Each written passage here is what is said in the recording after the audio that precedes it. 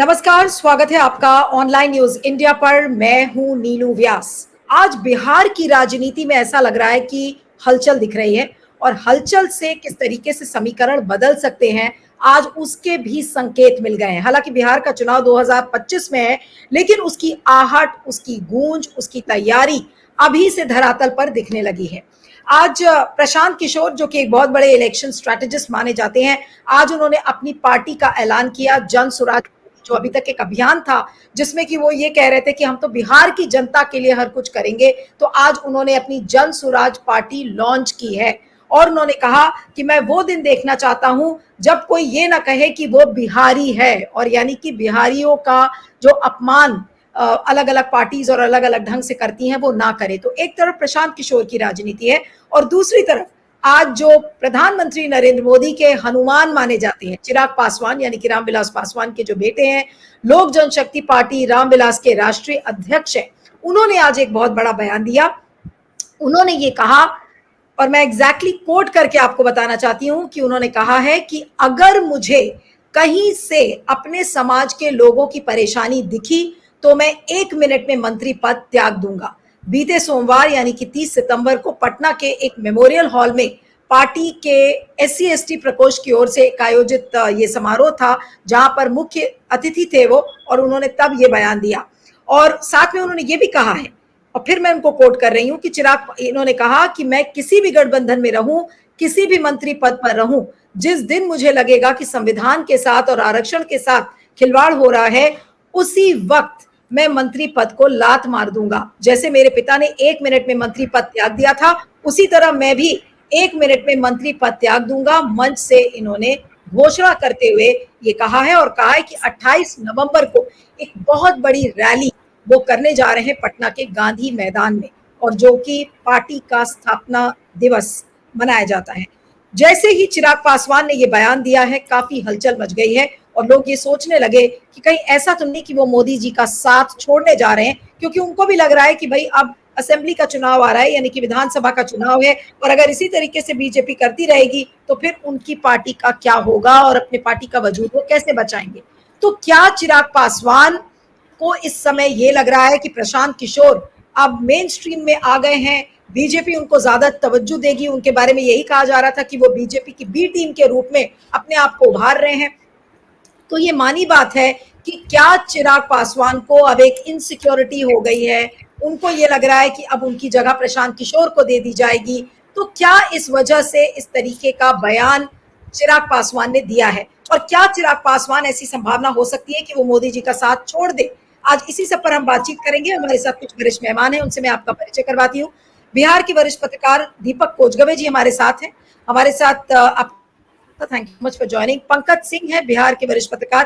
पंकज जी, आपका भी स्वागत है। और अनिल सिन्हा जी, वरिष्ठ पत्रकार, पॉलिटिकल कमेंटेटर, आपका भी स्वागत है। मैं अनिल जी से शुरू करती हूँ क्योंकि अनिल जी को एक दूसरे चैनल पे जाना है।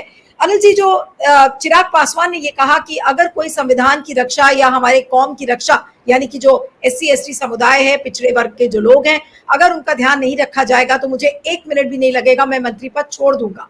और आज ही के दिन प्रशांत किशोर ने अपनी नई पार्टी का ऐलान किया है। क्या ये चिराग पासवान की इनसिक्योरिटी आप कहेंगे, या फिर वो ये संकेत दे रहे हैं कि भाई वो गठबंधन बीजेपी का छोड़ सकते हैं, उन्हें 1 मिनट नहीं लगेगा मोदी जी का साथ छोड़ने के लिए? जी नहीं, मैं ये मतलब मुझको नहीं लग रहा है कि वो अभी साथ छोड़ने वाले हैं। और ये तो भाषण वहाँ पर वो तो सब ये सब क्लेम तो करता ही है हर एक लीडर।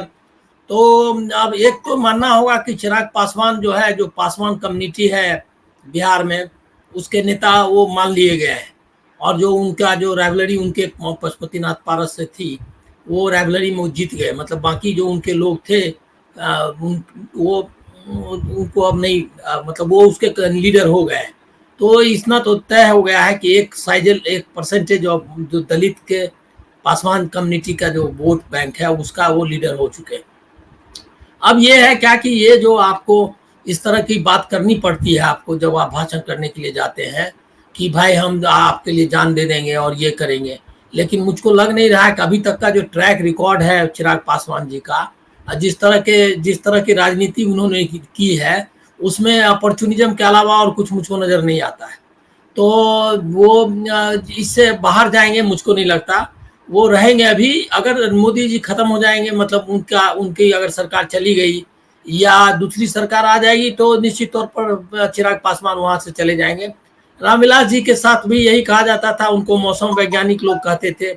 मैं तो उनको व्यक्तिगत तौर पर जानता हूँ, वो इतना पढ़ा, मतलब समझदार, और ये जो आप कहते हैं कि जमीन का नेता बहुत कम होते हैं, और उनकी उस तरह से समाजवादी सोशलिस्ट पार्टी ने उनको आगे बढ़ाया था, और वो एक काफी मतलब तेज तर्रार अच्छे समझदार नेता थे, और उनका एक ऑल इंडिया स्टेचर उन्होंने बनाया। तो लेकिन उनके पास ये भी प्रॉब्लम था, उन्होंने बीजेपी से लेकर एनडीए से लेकर के यूपीए सब गवर्नमेंट से बाहर रहने में उनको बहुत दिक्कत होती थी। चिराग, हमको लग रहा है कि चिराग मतलब वो अभी तक तो उनका उसी तरह का है।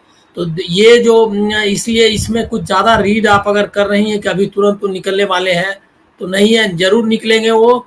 जब मोदी जी और बीजेपी की सरकार चली जाएगी तो निकल जाएंगे, इसमें कोई डाउट की बात नहीं है। अब जहाँ तक प्रशांत किशोर की बात है, जी। प्रशांत किशोर का टेक ऑफ नहीं होने वाला है। ये अगर मैं जहाँ तक बिहार को समझता हूँ, पैसे वगैरह से बिहार में और गमछा लपेट लेने से आपके गर्दन में, उससे बिहार बहुत मतलब विपन्न है आर्थिक रूप से, लेकिन राजनीतिक रूप से बहुत संपन्न है। वही एक ऐसी जगह है जहाँ पर कि अभी सीपीआई एमएल जैसी पार्टी के लिए एमएलए लोग चुन करके दे रहे हैं। आप सोच लीजिए, एक तरफ धूर दक्षिणपंथी पार्टी है ये भाजपा, और दूसरी तरफ धूर वामपंथी पार्टी है क्या कहते हैं सीपीआईएमएल। दोनों को चुन के दे रहे हैं। इसका मतलब आप समझ रहे हैं कि बिहार में जो विचारधारा जो है वो मैटर करता है। स्वराज अभियान, क्या नाम है उनका, स्वराज, जन स्वराज पार्टी शायद नाम है उनका। स्वराज पार्टी। तो उसमें उनमें कुछ लग नहीं रहा है, और धुन के पैसा खर्च कर रहे हैं। मैंने लोगों से बात भी की थी, उनका एक एक मीटिंग जो है वो काफी खर्च करके वो जुटाते हैं लोगों को। तो और जैसे तैसे लोगों को जमा भी कर लिया है। उसमें बहुत सारे लोग ऐसे हैं जो ड्रॉप आउट्स हैं, जिनको कोई जगह नहीं कहीं मिल रही थी, उनको पकड़ के ले आए हैं, या कोई ब्यूरोक्रेसी में था, या इस तरह से।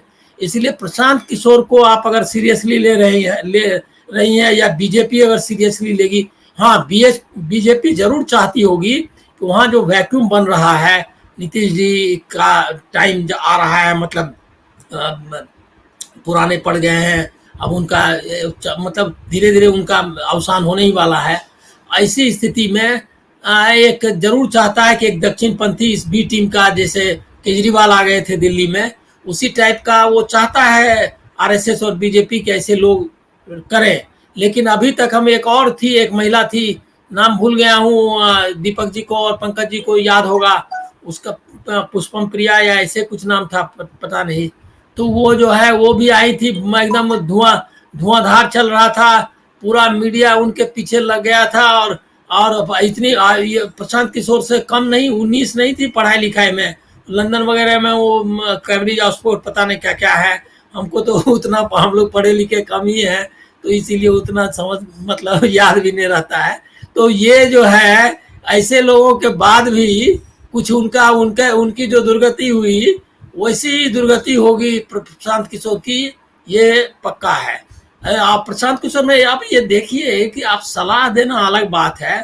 जो आदमी 2002 के नरसंहार के मतलब करने वाले चीफ मिनिस्टर का भाषण लिख रहा था, वो उनका इंस्पिरेशन बन गया 2012 में। ऐसे आदमी की क्रेडिबिलिटी और उसकी जो क्या कहते हैं राजनीति को कैसे आप मतलब इंडोर्स कर सकते हैं। मेरे जैसा आदमी तो उनको एकदम, मतलब अगर कुछ उनको बन भी रहा हो तो उनको जीरो कर देना चाहिए बिहार के लोगों को। यही मैं आह्वान करना चाहता हूँ। चलिए, आपको जाना है तो मैं आपको जाने दूंगी Anil ji. Thank you so much, इस समय आप हमारे साथ जुड़े। लेकिन अब बिहार के पर्सपेक्टिव से दीपक जी, मैं अब आपके पास आती हूँ कि दीपक जी, आपको क्या लगता है कि चिराग पासवान ने इस तरीके का बयान क्यों दिया? क्या बीजेपी को इनसिक्योर फील कराने के लिए, क्या प्रशांत किशोर को इनसिक्योर फील कराने के लिए? क्योंकि उनको भी पता है कि जब उन्होंने ये बात कही कि मुझे 1 मिनट भी नहीं लगेगा और मैं मंत्री पद छोड़ दूंगा, तो इस बयान का असर क्या होगा, वो ठीक से समझ रहे थे और बहुत समझते हुए, सोचते हुए उन्होंने ये बयान दिया है। जी,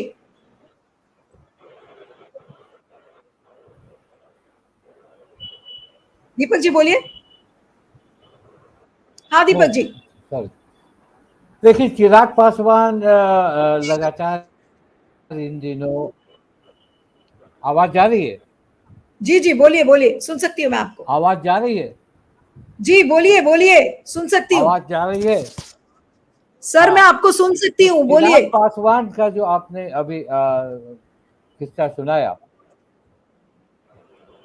जो आपने चिराग पासवान का जो किस्सा सुनाया, देखिए चिराग पासवान ओवर कॉन्फिडेंट हो गए हैं 5 सीट जीतने के बाद, और वो 5 सीट समझते हैं कि हम अपने ही वोट पर जीते हैं।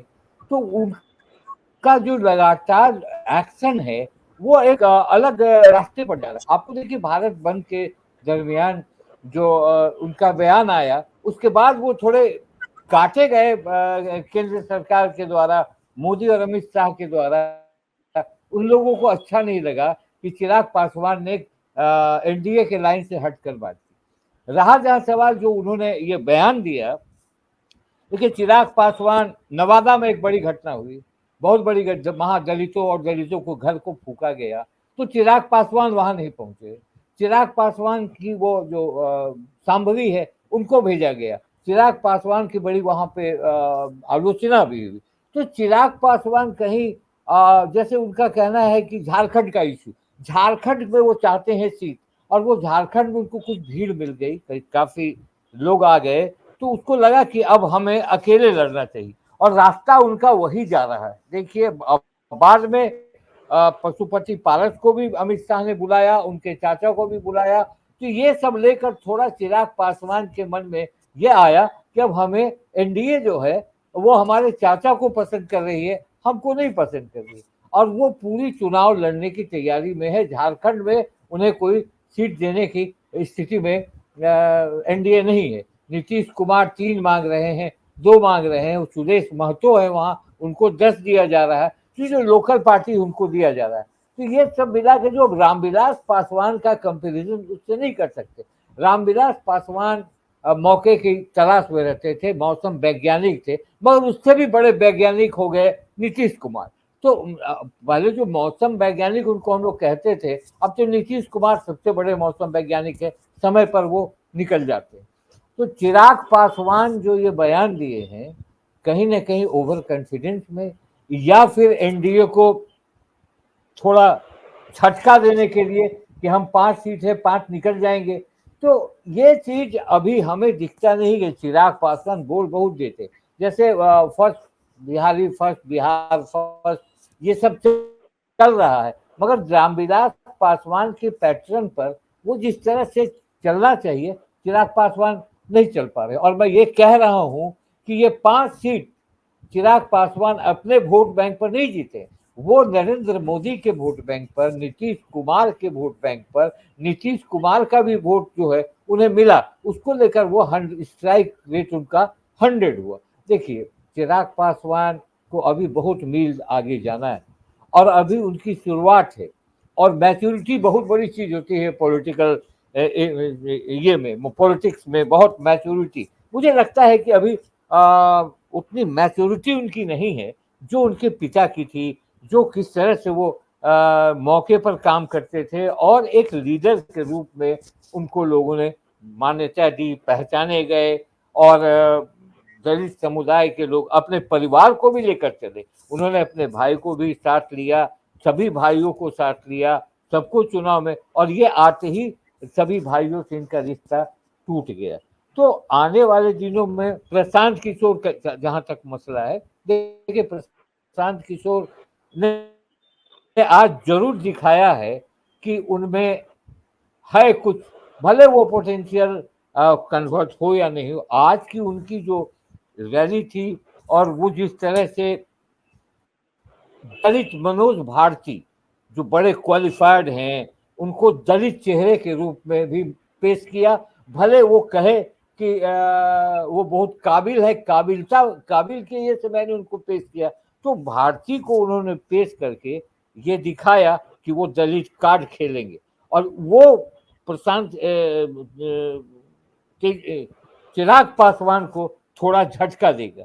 ठीक है, आगे क्या होगा, कितना मनोज भारती आगे बढ़ेंगे, मधुबनी के हैं, आईआईटीएन है, बड़े पढ़े लिखे हैं, मगर मोदी के करीब रहे।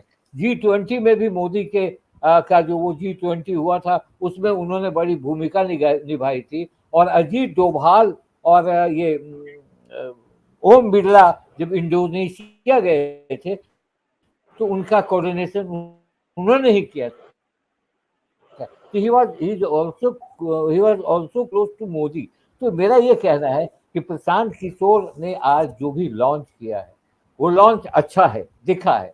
और जो चीज है, जो बहुत चीजें हैं जो असंभव है, जो नहीं हो सकता है इंडियन पॉलिटिक्स में, जो संविधान सम्मत है, वो संविधान सम्मत से ये आगे नहीं जा सकते। तो हालांकि उन्होंने राइट टू रिकॉल की बात कर दी, काम नहीं करेंगे विधायक और 2/3 जनता अगर आपको ये करेगी तो आप कुछ एक्सपेक्ट ले लेंगे, जो इंडियन पॉलिटिक्स में मुझे दिखता नहीं है। तो ये सारी चीजें वो चाह रहे हैं कि एजुकेशन पर बात हो। हालांकि उन्होंने मुस्लिम कार्ड भी खेला, मुनाजिर हुसैन को लाया, देवेंद्र यादव को सामने बिठाया, को चेंज करने के लिए उन्होंने लाया है। तो एक सेकेंड लेयर में उन लोग को रखा, कहीं न कहीं वो जातीय कार्ड खेलना चाहते हैं। और हर हाल में तेजस्वी यादव और नीतीश कुमार पर हमलावर हैं। इससे एक शक पैदा होता है कि कहीं ना कहीं वो बीजेपी को अगर मुस्लिम वोट काटते हैं, जो अभी संभव दिखता नहीं, और वो यादव को भी लाना चाहते हैं, वो भी फिलहाल संभव दिखता नहीं। तो कहीं ना कहीं उन्होंने भी जातीय समीकरण। पंकज जी, अब आपको क्या लगता है कि चिराग पासवान का जो ये बयान है, क्या इसको आज हम प्रशांत किशोर की पॉलिटिकल पार्टी जो आज उन्होंने लॉन्च की है, क्या उससे हम दोनों चीजों को लिंक कर सकते हैं? क्योंकि चिराग पासवान को लग रहा है कि बहुत जल्द उनकी जगह तो प्रशांत किशोर ले सकते हैं ऑलरेडी बीजेपी में, इसलिए उन्होंने ऑलरेडी एक रेड फ्लैग जिसको अंग्रेजी में कहते हैं वो रेज कर दिया कि भाई अगर लगेगा कि पार्टी संविधान के खिलाफ है या आरक्षण के खिलाफ है तो फिर मुझे 1 मिनट नहीं लगेगा, मैं मंत्री पद छोड़ दूंगा। तो क्या कहेंगे इस बयान पर चिराग के? जी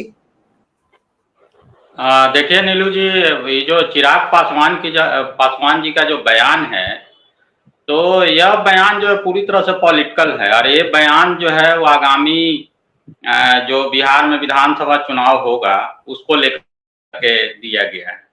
चिराग पासवान देखिए राजनीति जो कर रहे हैं, कोई केंद्रीय मंत्री बनने के लिए राजनीति नहीं कर रहे हैं। वो राजनीति कर रहे हैं कि हम बिहार का मुख्यमंत्री बने, जो कि उनके पिताजी स्वर्गीय रामविलास पासवान जी जो हैं एक बार चूक गए थे ताला चाबी करने के चक्कर में। अगर उस समय वो नीतीश कुमार की तरह वो जो फॉर्मूला अगर अपनाते हैं तो वो उस समय उनको ऑफर भी था मुख्यमंत्री बनने का, लेकिन उन्होंने उससे इनकार कर दिया था। और उसके वजह यह हुआ कि फिर उनकी पार्टी जो है पूरी तरह से टूट गई और सारे विधायक जो है वो एक जदयू में भाग गए। और उसके बाद फिर राष्ट्रपति शासन लगा, फिर इलेक्शन हुआ और नीतीश जी जो है फिर मुख्यमंत्री बने। तो अब चिराग पासवान जी को यह दिखने लगा है कि अगर बिहार में किसी भी तरह से 40 सीट अगर ले आया जाए, 40 विधायक आ जाते हैं, तो बिहार में जो है आप मुख्यमंत्री बनने की स्थिति में, निगोशिएशन की स्थिति में आप आ जाइए। तो चिराग पासवान का पूरा टारगेट वही है। और कहीं ना कहीं जैसे वो नगीना पिक्चर था ना, तो नगीना का सीक्वल बना था निगाहें, तो कहीं वही कहानी जो है फिर हमको नजर आ रहा है कि अंदर खाने से बीजेपी से तालमेल करके, क्योंकि देखिए जितना बड़ा कुनबा अभी इकट्ठा हो गया है यहाँ पे एनडीए का, बीजेपी है, नीतीश जी हैं, चिराग पासवान जी हैं, आपके हम के जीतन राम मांझी हैं, उधर उपेंद्र कुशवाहा जी हैं। तो इतना बड़ा कुनबा हो गया है कि इन सभी को विधानसभा चुनाव में टिकट बंटवारे में एक समस्या जो है खड़ी होने वाली है। तो कहीं ना कहीं चिराग पासवान जी अभी से ही जो है उसको लेकर के दबाव बनाना चाह रहे हैं, और वो दबाव जो है वो निगोशिएशन के समय में काम करे, इसके लिए काम कर रहे हैं। रही बात प्रशांत किशोर जी, तो मैं बता देना चाहूंगा कि प्रशांत किशोर जी देखिए कोई भीड़ इकट्ठा कर लेना बिहार में जो है वो अगर सीट में तब्दील होने की गारंटी नहीं है। आज के समय में 20,000, 50,000, लाख आदमी का भीड़ इकट्ठा करना बहुत मुश्किल काम नहीं। तो आज का जो भी भीड़ उनकी इकट्ठा हुई या जो भी वो दे रहे हैं बयान, तो देखिए बिहार जो है पॉलिटिकली बहुत कॉन्शियस स्टेट है। और यहाँ पे हर आदमी समझ रहा है कि चिराग, ये आपके प्रशांत किशोर जो हैं, वो उनका क्या मोटो है, क्या मोटिव है, और बिहार का कितना तरक्की करेंगे। आज उन्होंने बोला कि भाई हमारी सरकार आएगी तो हम शराबबंदी खत्म कर देंगे, और जो पैसा आएगा उसको जो हम शिक्षा में लगाएंगे। तो इस तरह से तरह तरह के वादे कर रहे हैं। अब उनके मंच पे कौन लोग बैठे हुए? मंच पे वैसे लोग बैठे हुए हैं जिन्हें या तो जेडीयू, बीजेपी या आरजेडी ने जो ठुकराया है, वही सारे लोग वहां पे इकट्ठा हुए हैं। और कुछ वैसे रिटायर्ड आईएएस, आईपीएस या रिटायर्ड इंजीनियर लोग जो हैं, जो कि नीतीश जी के सरकार में उन्होंने काम किया, और उस समय जो है जम के उन्होंने जो है भ्रष्टाचार किया और उसको ये किया है, और आज जो है उनके मंच पे खड़ा होकर के और भाषण दे रहे हैं भ्रष्टाचार के खिलाफ में। तो ये पब्लिक जो है सब समझ रही है। और प्रशांत किशोर कहीं से भी जो है चिराग पासवान के लिए खतरा नहीं है। इसको अगर कोई कहता है तो बिल्कुल गलत है। चिराग पासवान जी कोई दलितों के नेता नहीं है, वो केवल एक जाति के नेता है, वो है पासवान जाति। तो नहीं लेकिन उस पे उनका कब्जा है और आगे भी रहेगा। नहीं, लेकिन पंकज, जो प्रशांत किशोर की एंट्री आज नए फॉर्म में हुई है, बड़े ग्रैंड एक उन्होंने लॉन्च आज अपनी पार्टी का किया है, उनकी पार्टी की भूमिका आप क्या देख रहे हैं अभी आने वाले महीनों में या दिनों में, कि क्या वो बीजेपी की बी टीम बनेंगे या फिर वाकई में वो बीजेपी का विरोध करते हुए नजर आएंगे? अंत में कहीं ना कहीं ऐसा तो नहीं, उनको किसी ना किसी गठबंधन के तो साथ जाना ही पड़ेगा, चाहे वो एनडीए के साथ जाए चाहे फिर महागठबंधन के साथ जाएंगे, उसमें भी सवाल 10 है। तो किस किस राह पर इस समय है प्रशांत किशोर, आपको लगता है? नहीं, देखिए नीलू जी, प्रशांत किशोर जी का अभी किसी से गठबंधन करने का कोई इरादा नहीं है, और हमको नहीं लगता है कि आगामी विधानसभा चुनाव में वो किसी से कोई गठबंधन करेंगे। उनका पूरा फोकस ये रहेगा कि किसी भी तरह से 10 सीट, 15 सीट, 20 सीट जो है हमारी पार्टी जीत जाए, कि हम जो है फिर एक निगोशिएशन के स्टेटस में आए, और उसके बाद जो है हम अपना यहाँ पे जड़ जमा सकते। ये बिहार है, यहाँ पे आप देखिएगा कि जब केजरीवाल जी की सरकार बनी थी दिल्ली में, तो उस समय पूरे देश में एक माहौल बना था आम आदमी पार्टी को लेकर के। बिहार में भी बहुत जल्दी चुनाव होने वाला था, उसको लेकर के नीतीश जी की पार्टी की मंत्री थी परवीन अमानुल्लाह, उन्होंने इस्तीफा दे दिया था और आम आदमी पार्टी के यहाँ की अध्यक्ष बनी थी। लेकिन जब जो आगे का विधानसभा चुनाव हुआ, उसमें क्या हालत हुआ आम आदमी पार्टी का? तो यहाँ देखिए, बहुत ये हवा खड़ा करके और भीड़ इकट्ठा करके आप उसको सीट में नहीं तब्दील कर सकते। अभी विगत जो लोकसभा चुनाव हुआ, आप देखिए उसमें तेजस्वी जी की सभा में कितनी अधिक भीड़ जमा हो रही थी। नीतीश जी की सभा या अमित शाह जी की सभा हो या मोदी जी की सभा को अगर छोड़ दें, तो बाकी में उतनी भीड़ इकट्ठा नहीं हो रही थी। ये कहा जा रहा था कि भाई बिहार में बहुत ही बुरी स्थिति होगी एनडीए, लेकिन यहाँ का जो वोटर है वो बहुत कॉन्शियस है, वो एक एक चीज को देख के समझ के, और सबसे बड़ा चीज है कि कास्ट जो है बहुत बड़ा फैक्टर है यहाँ। उसको वो सबसे ऊपर है कि जो पार्टी है, उस पार्टी का जो मेन लीडर है वो किस जाति का है। और आप देखिएगा कि उसी मैक्सिमम उस जाति को लोग जो है उसके साथ जमा हो जाते हैं। जैसे नीतीश जी हैं, उनका कोर वोट बैंक क्या है? कुर्मी का वोट बैंक है और अति पिछड़ा का वोट बैंक है। आरजेडी का कोर वोट बैंक क्या है? यादव और मुस्लिम का है। चिराग पासवान जी का क्या कोर वोट बैंक है? तो पासवान जाति का वोट बैंक है। बीजेपी का वोट बैंक देखिएगा तो सवर्णों का वोट बैंक। तो यहाँ देखिए एक सेग्रीगेशन है उस तरह। आज ये प्रशांत किशोर जो है उस खांचे में कहीं पर फिट नहीं बैठ रहे हैं। तो हमको नहीं लग रहा है कि कमिंग इलेक्शन में जो है बहुत कुछ कर पाएंगे। हाँ ठीक है भाई, पैसा के बदौलत, प्रचार के बदौलत जो है बहुत एक हवा खड़ा किया जा सकता है, लेकिन कमिंग इलेक्शन में बहुत ज्यादा कुछ जो है उनका इस फोल्ड में कुछ नहीं कर पाएंगे। ठीक है, अब अंत में दीपक जी आपके पास आऊंगी कि अंत में क्या कहा जाए, जो ये समीकरण जिस तरीके से बिहार का बदला हुआ नजर आ रहा है, क्या वाकई में चिराग पासवान को एक बड़ा सरप्राइज दे सकते हैं मोदी जी को, और प्रशांत किशोर भी क्या कुछ ऐसा ऐलान कर सकते हैं? क्योंकि जिस तरीके से अब दोनों एक पोल तो बनी गए हैं बिहार की राजनीति का, तो क्या सरप्राइज हम एक्सपेक्ट कर सकते हैं चिराग पासवान से और प्रशांत किशोर से भी? जी देखिए, चिराग पासवान के साथ जो भी बात है, चिराग पासवान अभी कुछ सरप्राइज देने की स्थिति में नहीं है।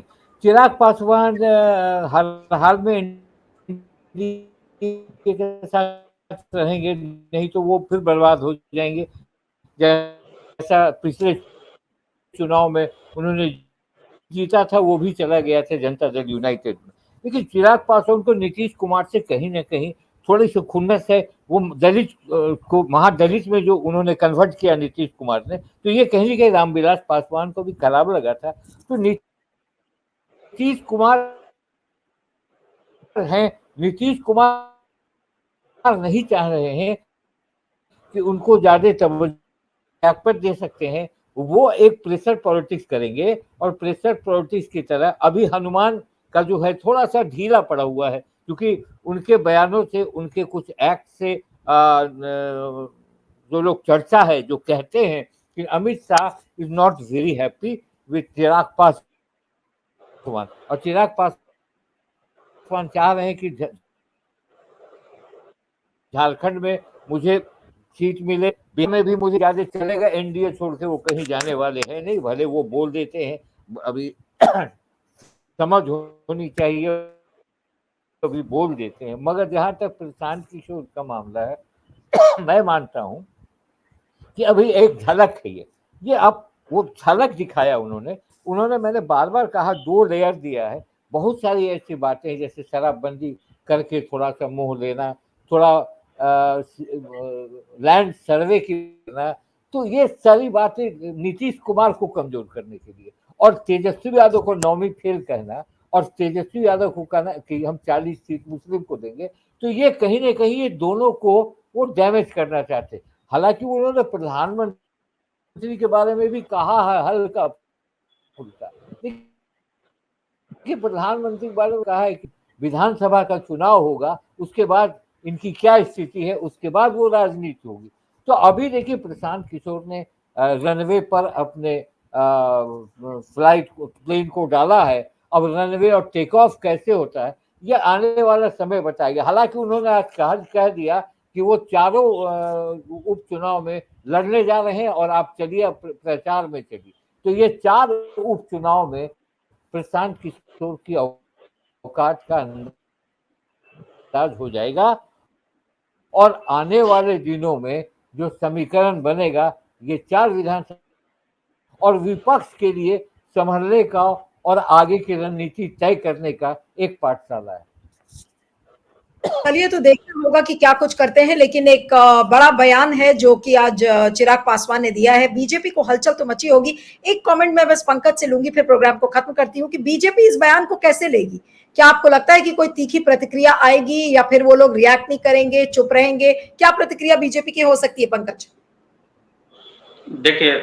देखिए नीलू जी, बीजेपी इस बयान को लेकर के बहुत ये उसमें प्रतिक्रिया उनका कुछ सच रहेगा नहीं। आप देखिए, जैसे चिराग पासवान जी का जो बयान आया था लैटरल एंट्री को लेकर के, या जाति जनगणना को लेकर के, जो है उनका बीजेपी से अलग उनका ये है, तो इस सब को लेकर के बीजेपी ने क्या किया कि जैसे ही वैसा बयान देने लगे तो उनके चाचा जी पशुपति कुमार पारस जी जो है वो मुलाकात करने लगे अमित शाह जी से। तो बीजेपी जो है वो सब बैकअप लेके चलती है, और वो चिराग पासवान जी का भी औकात जो है भली भांति जानती है कि वो अकेले कुछ नहीं कर सकते। तो ठीक है, वो बंदर घुड़की जो है चलेगा, और उनका चिराग पासवान का पिछले विधानसभा चुनाव में भी जो है बीजेपी ने जम के उपयोग किया था, और अगर उनका उपयोग करना होगा तो जो भी बयान है वो बीजेपी से मिल के ही देंगे। बीजेपी से हट के उनका अभी कुछ होना जाना है नहीं। जी, तो इसीलिए वो इसको बीजेपी बहुत सीरियस नहीं लेगी। ठीक है, चलिए तो देखेंगे क्या कुछ होता है। लेकिन बिहार की राजनीति बहुत इंटरेस्टिंग हो गई है। दीपक जी, आप कुछ कह रहे हैं बहुत संक्षेप में?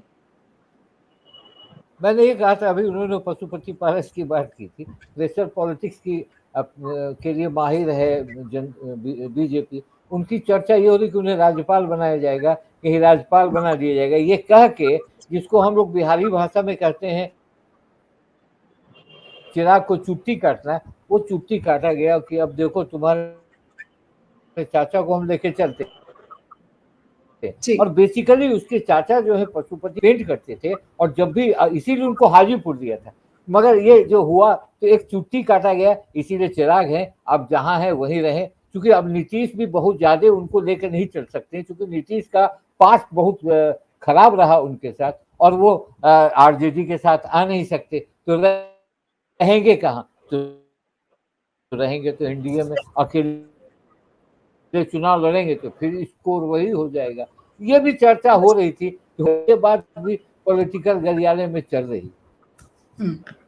चलिए, तो देखेंगे कि क्या कुछ होता है। आप दोनों का बहुत बहुत शुक्रिया, Pankaj ji, Deepak ji, thank you so much for joining. Thank you.